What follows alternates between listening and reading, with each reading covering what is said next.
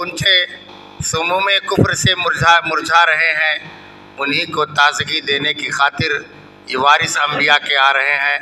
उसकी एक बेहतरीन कड़ी, बेहतरीन सिलसिला हमारे शेख उस्ताजुल असातिज़ा मौलाना मोहम्मद सिद्दीक़ साहब अनवारी, उस्ताद जामिया मज़हरुल उलूम औसानकुया आप लोगों के सामने आखिरी कलिमात पेश करेंगे और उन्हीं की दुआओं पर इस मजलिस का ख़त्म होगा। अस्सलामु अलैकुम व रहमतुल्लाहि व बरकातुहू। हम्दन व सल्लियन अम्मा बाद। अऊज़ु बिल्लाहि समीइल अलीम मिनश शैतानिर रजीम मिन हमज़िही व नफ़ख़िही व नफ़्सिही। या अय्युहल्लज़ीना आमनू तक़ुल्लाहा हक़्क़ तुक़ातिही व ला तमूतुन्ना इल्ला व अंतुम मुस्लिमून। व क़ाल तआला फ़ी मौज़िइन आख़र मन यत्तक़िल्लाह यजअल लहू मख़रजा व यरज़ुक़हु मिन हैसु ला यहतसिब व मन यतवक्कल अलल्लाहि फ़हुव हस्बुह। हज़रात गिरामी, सामीन किराम, मिली दोस्तों, भाइयों, और अगर जाग रही हूँ तो मेरी माएँ और बहनें,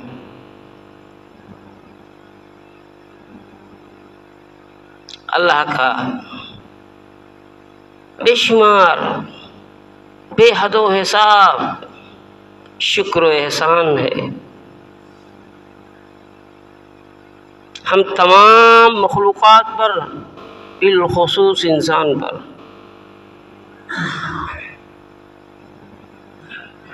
इतने इनामात, इतने एहसानात रब्बुल आलमीन के हम इंसानों पर हैं कि अगर उन्हें शुमार किया जाए तो कोई शुमार नहीं कर सकता। इन तउद्दु निअमतल्लाहि लन तुहसू। अगर अल्लाह की नेमतों का हम शुमार करना चाहें, गिनती करना चाहें, गिनती नहीं कर पाएंगे। अबर माहोबो खुर्शीद वालक दरकारन तातुनाने बकफारी व बगफलत न खुरी। ये चाँद, ये सितारे, ये सूरज, ये चरिंद, ये परिंदे, ये ज़मीन, ये आसमान, दुनिया की तमाम नेमतें, यहाँ तक कि जो हम सांस लेते हैं और सांस निकालते हैं, ये चंद मिनट के लिए अगर बंद हो जाए, आदमी की जिंदगी अजीरन हो जाए। माँ दिया, बाप दिया, बहन दिया, नाना दिया, मामू दिया, ये सारी नेमतें जो अल्लाह ने हमको इनायत की हैं। हमारे मुकर्रिन हजरात, अल्लाह इनको जज़ाए खैर दे, जन्नत की बातें करते हैं। जन्नत कैसे मिलेगी? अक्ले हलाल से मिलेगी। बहुत सच्ची बात। अल्लाह रसूल की बताए हुए तरीके पर जिंदगी गुजारने से जन्नत मिलेगी। मगर अजीब मसला है, एक बच्चा अगर हाई स्कूल का एग्ज़ाम देने के लिए, इंटरमीडिएट का इम्तिहान देने के लिए, बीए का इम्तिहान देने के लिए इम्तिहान हाल में बैठा है, परेशान है, पेपर में कौन सा सवाल आएगा, कैसे उसका जवाब लिखूंगा, कैसे हल करूंगा, पसीने से शराबोर रहता है। लेकिन फिर भी होशियार बच्चे कामयाब होते हैं। और यहाँ तो जन्नत में जाने के जो पर्चे हैं वो आउट हैं, पर्चा आउट है। पर्चा आउट होने के बावजूद हम अगर इसमें कामयाबी हासिल ना कर सके तो हम जैसा बदनसीब कौन होगा?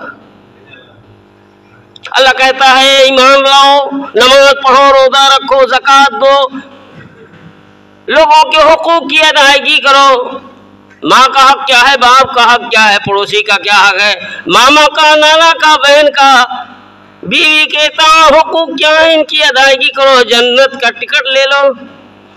पर्चा आउट है, इसके बावजूद हम जन्नत हासिल ना कर सके, ये हमारी बदनसीबी। मगर ये सब कब होगा? उस वक्त होगा जब हम अपने अंदर अल्लाह का तक़वा रखेंगे, अल्लाह का खौफ रखेंगे, क़यामत के दिन अपने दुनिया के अमाल की जवाबदेही का एहसास रखेंगे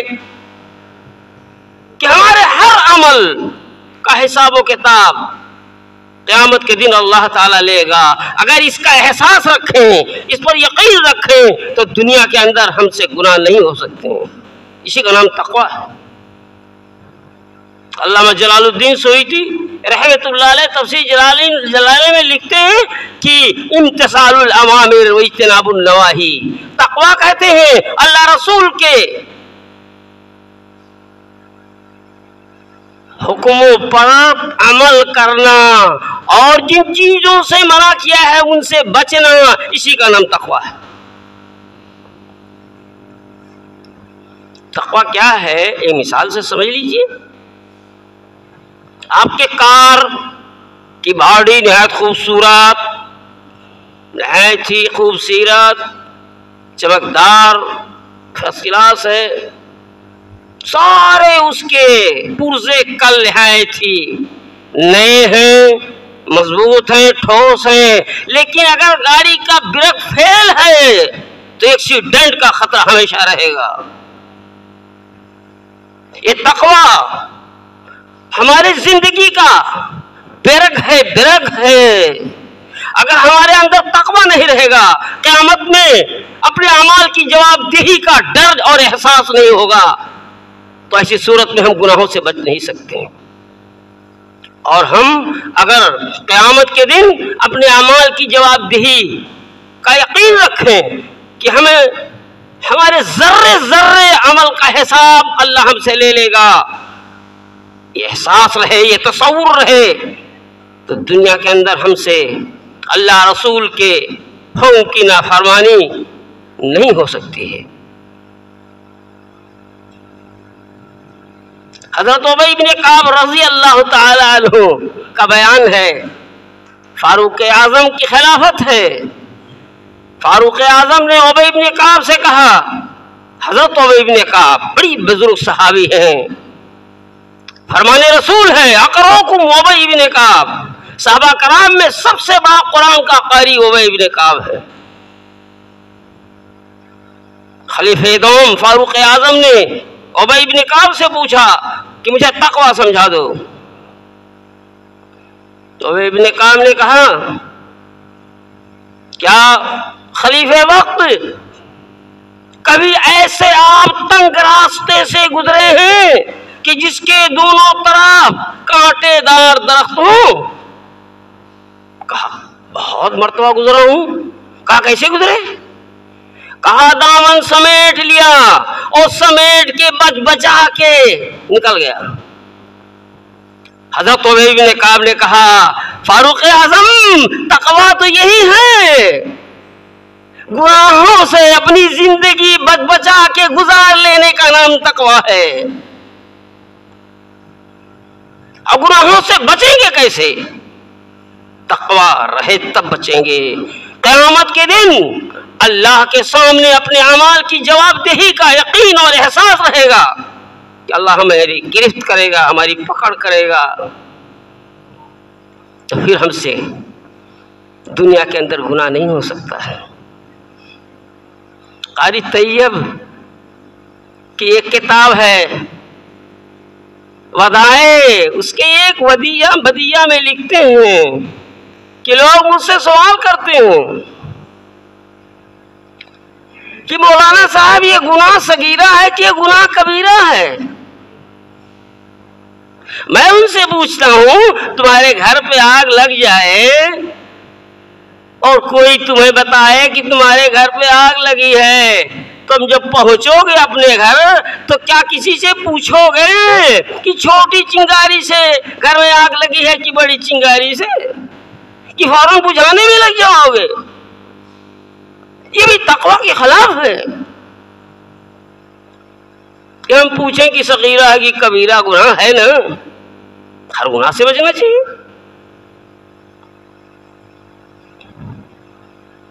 सहाबा कराम की जिंदगी के हालात पढ़िए, जिंदगी के वाकयात अगर आप देखें तो सहाबा कराम की जिंदगी तकवा से भरपूर थी।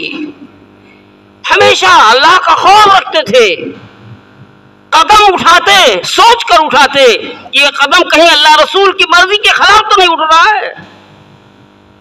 अगर उठ रहा है तो फौरन वापस। और अपने जिंदगी के कारनामे,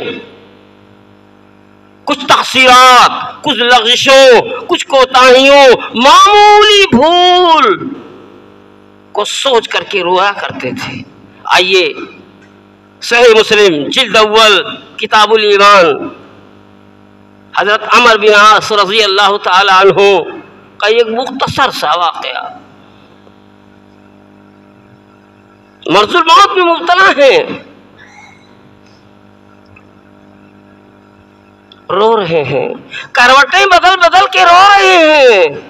उनका बेटा अब्दुल्ला कहता है, अबू जान क्या आपके बारे में ऐसा और ऐसा ऐसी तारीफें अल्लाह के रसूल ने नहीं की हैं, इसके बावजूद आप रो रहे हैं? हज़रत अमर बिन आस रज़ी अल्लाह ताला अन्हु ने फरमाया, मेरे साहबजादे सुन लो, मेरे जिंदगी में 3 दौर गुजरे हैं।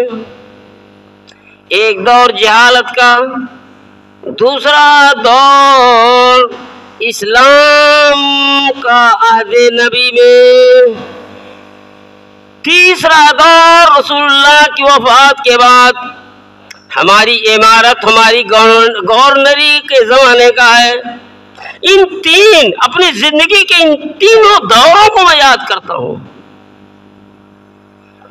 जब मैं इस्लाम नहीं लाया था, मैं जहालत की जिंदगी गुजार रहा था, तो ऐसी जहालत की जिंदगी में मेरे बेटे मोहम्मद से बुरा चेहरा मेरे नजदीक किसी का चेहरा नहीं था। मोहम्मद के दीन से बुरा दीन, बुरा मज़हब किसी का मज़हब नहीं था। बल्कि नऊज़ बिल्लाह, मैं अगर घात में कहीं पा जाता तो नऊज़ बिल्लाह मोहम्मद को कत्ल कर देता। ये मेरी जहालत की जिंदगी का हाल था। अगर मैं उसी जमाने में इंतकाल कर गया होता तो मैं सीधे जहन्नम में चला जाता। लेकिन जब अल्लाह ने मेरे दिल में इस्लाम डाल दिया, गौर से सुनिए मेरे दोस्तों, सही मुस्लिम की रवायत है,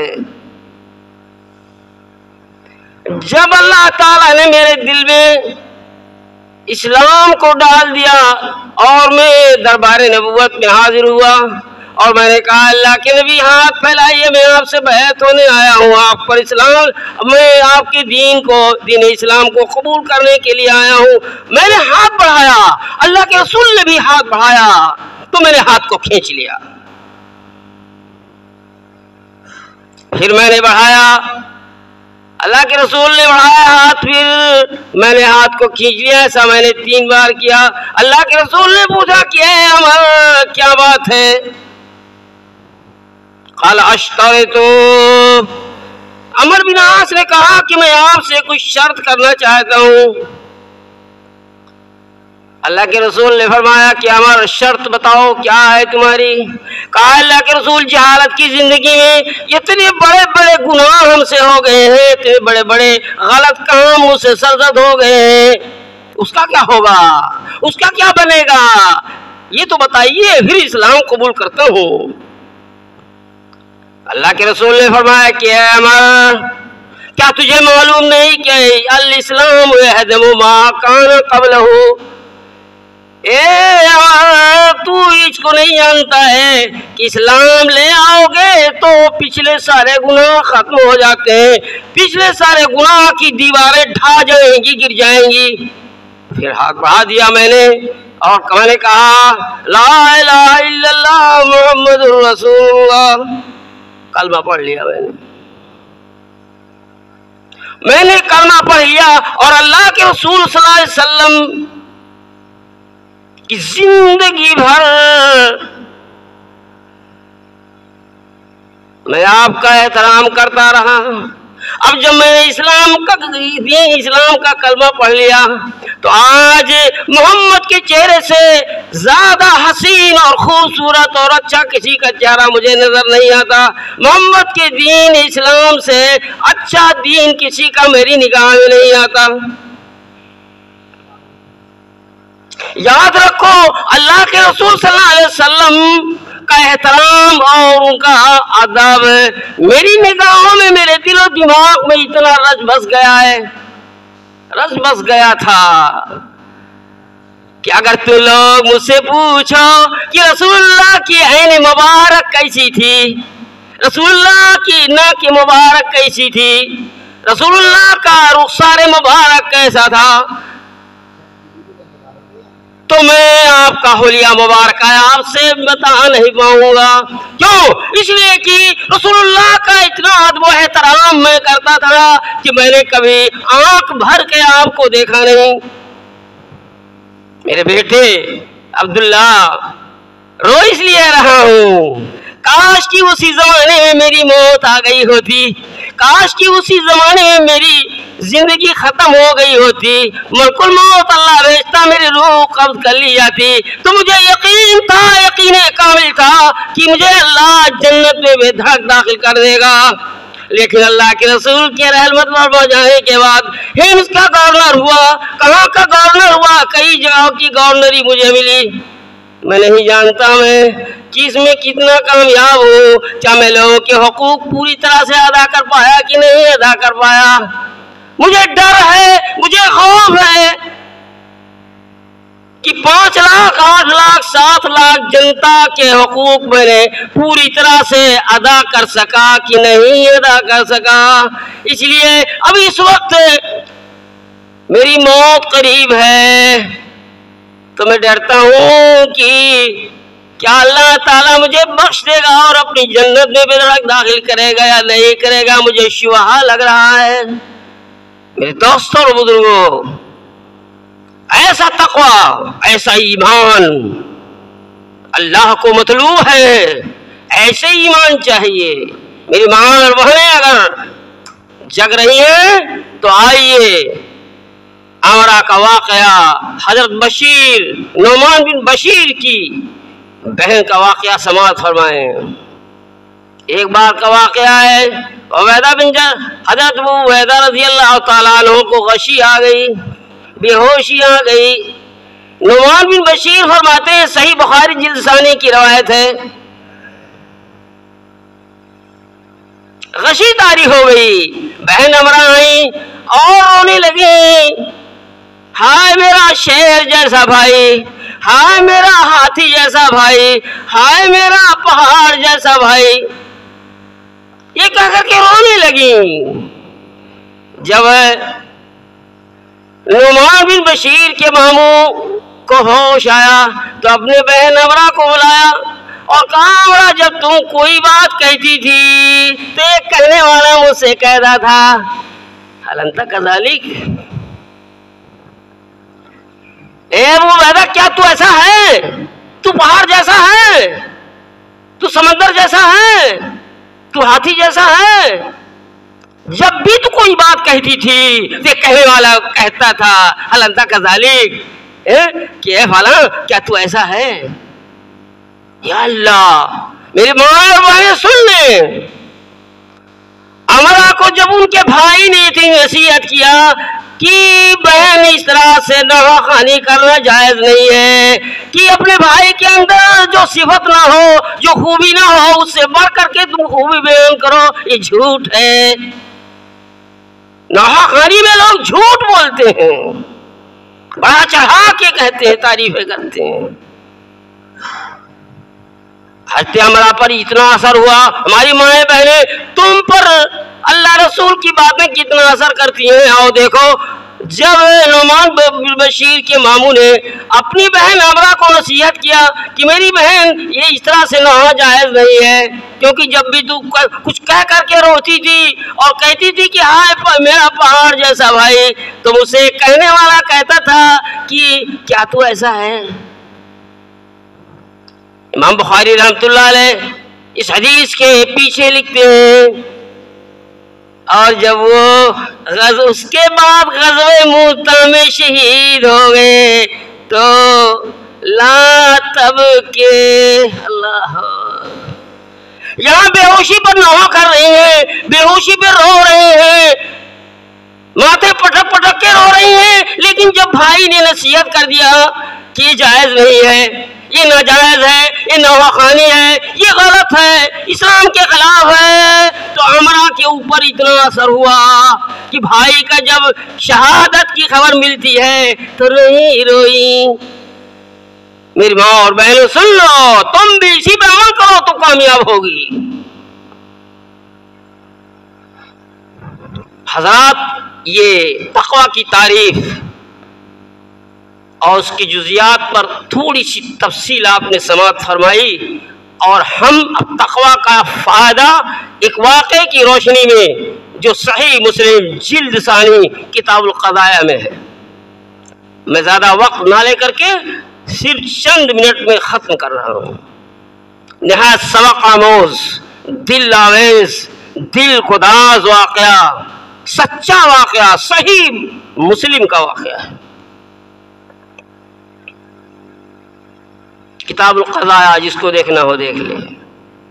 अल्लाह के रसूल सल्लल्लाहु अलैहि वसल्लम फरमाते हैं कि अगले ज़माने में दो लोग थे, एक आदमी ने ज़मीन खरीदी, दूसरे आदमी ने ज़मीन बेचा।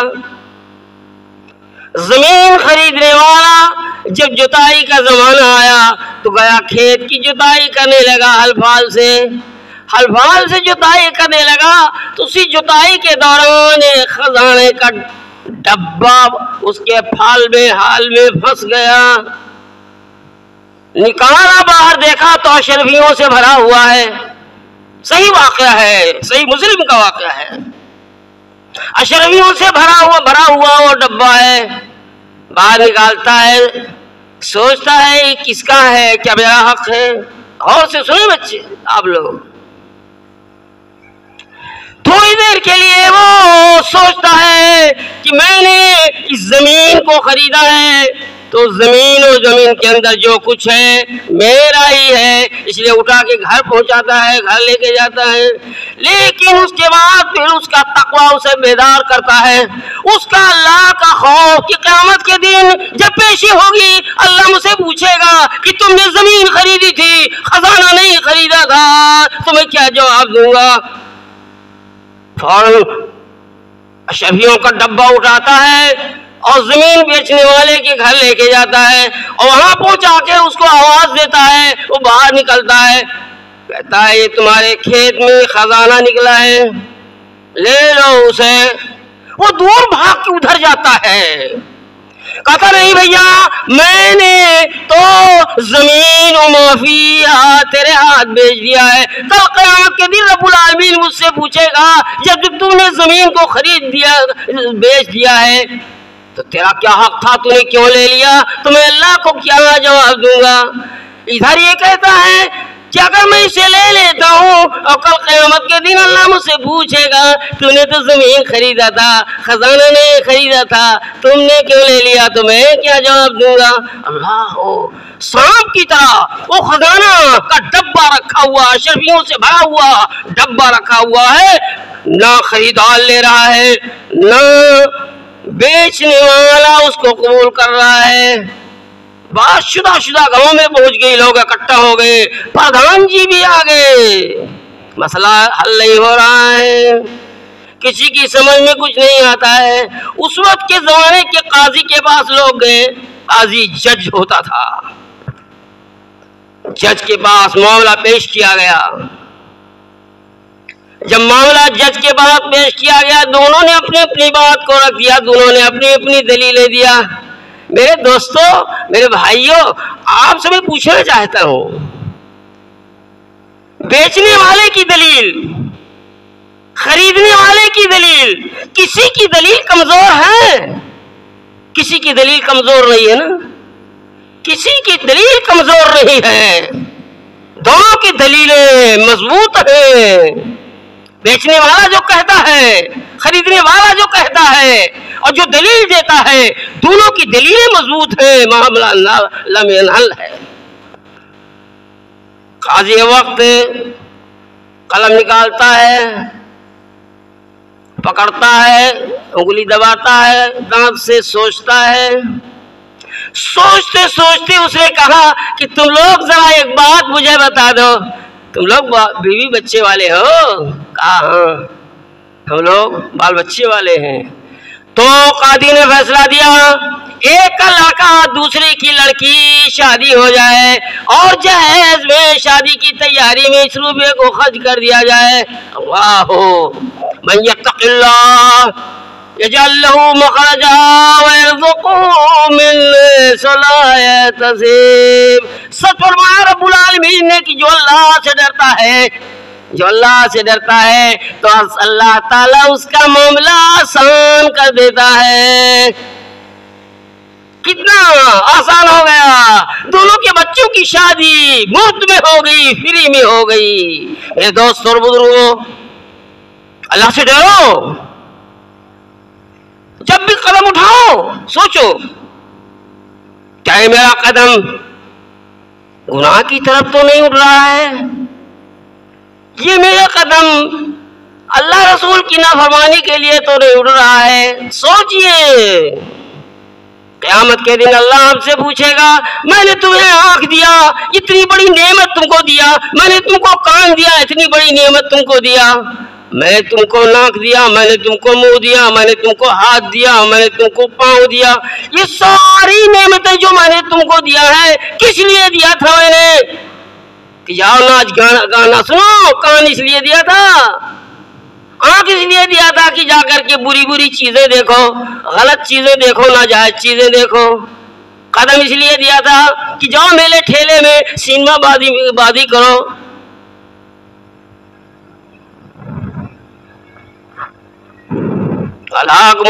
तकासुर मौलाना